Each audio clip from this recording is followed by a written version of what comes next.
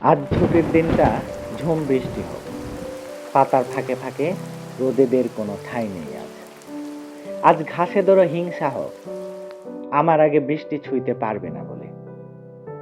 ব্যস্ত দিনগুলো আজ বৃষ্টির সাথে যাবেই চলে। আজ আমি দুরন্ত বালক হব, রাখালের বেশে গরুর পালের সাথে ছুটবো দিক বেদিক। আজ আমি পানি কৌড়ির মতো হব, নদীর মাতাল স্রোতে যার থাকবে না কোনো ঠিক।